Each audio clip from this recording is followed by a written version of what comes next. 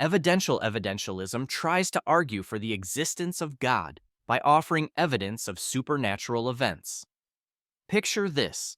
A bunch of Christians believe the resurrection of Christ can be historically proven because there were loads of eyewitnesses who all died for their faith. And let's face it, people generally don't die for something they know isn't true, right? Then there are those who bring up evidence of supernatural things like demonic possessions, where people start speaking languages they've never learned, or near-death experiences, where folks see things outside their bodies that they shouldn't be able to see.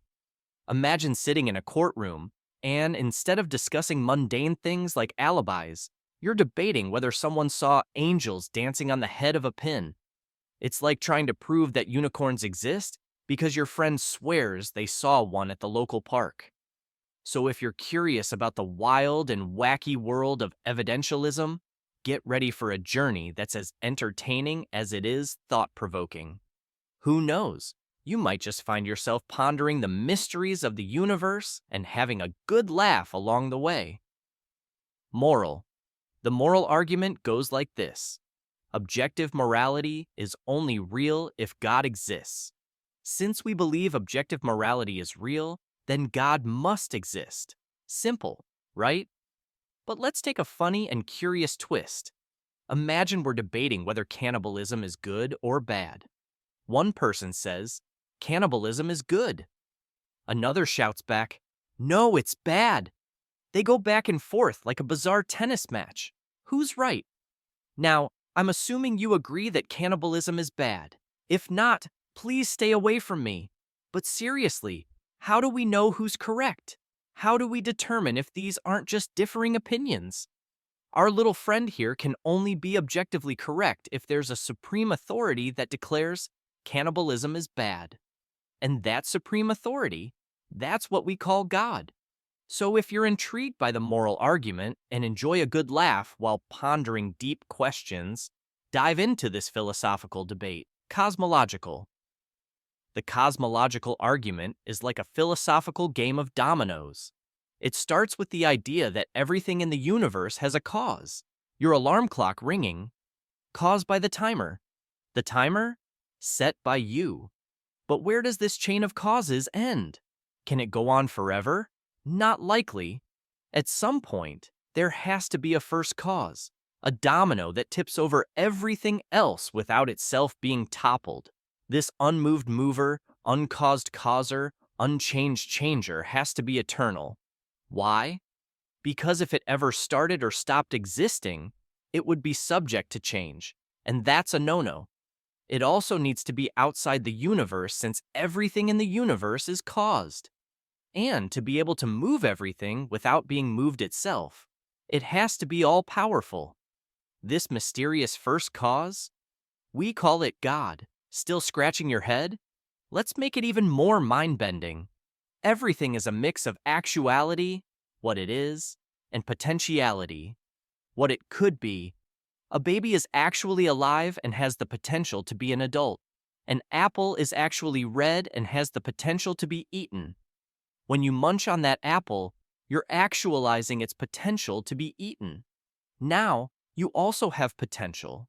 For example, you have the potential to be strong, even if you're not quite there yet. Anytime something changes you, it's actualizing some of your potential. But this chain of changes can't go back forever.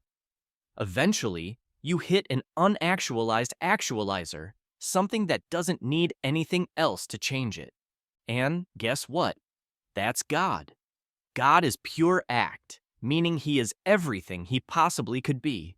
This makes him eternal because if he wasn't, he'd have the potential to not exist. But God has no potential. He just is. Being everything he could be also means he's all-powerful, as nothing can change him or affect him in any way. Originally proposed by Aristotle and later elaborated by Thomas Aquinas in Summa Contra Gentiles, this argument might be the philosophical equivalent of an advanced calculus problem, but it's a fascinating journey into the nature of existence. So, if you're curious and ready for a brain workout, dive into the cosmological argument and explore the concept of the ultimate first cause, Pascal's wager. Pascal's wager is much simpler than other philosophical arguments and feels more like a thought experiment than a serious debate. Imagine you're an atheist. If atheism is correct, nothing happens after you die. No heaven, no hell, just eternal nothingness. In this case, you neither gain nor lose anything. It's a neutral outcome. But what if you're an atheist and it turns out you're wrong? What if God is real? Then you might be in for a very unpleasant surprise. Now, let's flip the coin. Say you believe in God and atheism is correct. You still end up with the same neutral outcome, no gain, no loss. However, if you believe in God and it turns out he's real, then you could gain everything, eternal happiness, heaven, the whole 9 yards. So between these two possibilities, which one do you want to bet on? Believing in God offers a much better potential outcome. It's like choosing between a lottery ticket with a potential jackpot and one that guarantees no prize. Even if the odds are uncertain, wouldn't you want to bet on the chance of winning big? Pascal's wager invites you to think about belief as a gamble.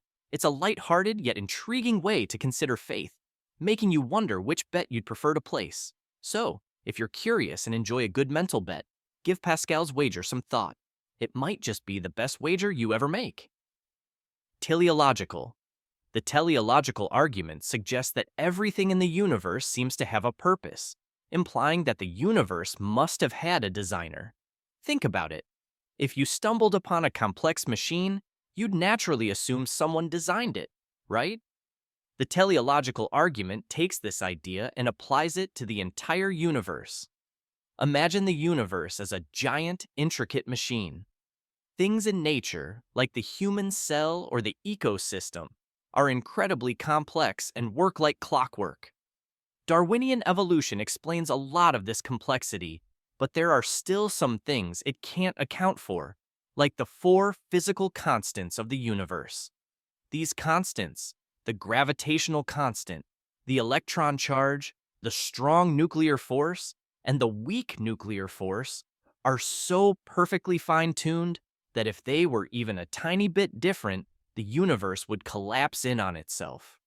It's like the universe is walking a tightrope, and these constants are the balancing pole keeping everything steady. So, the teleological argument asks, if everything works so perfectly, doesn't that suggest a designer? It's like finding a beautifully crafted watch and knowing it didn't just assemble itself. This argument invites you to ponder the grand design of the cosmos, making you wonder if there's a cosmic watchmaker behind it all. If you're curious and enjoy a good dose of humor with your philosophical musings, the teleological argument offers a fascinating look at the universe. It keeps you hooked, making you think about the grand design while keeping things light and intriguing. So dive in and explore the idea that maybe, just maybe, the universe is one big, beautifully designed machine.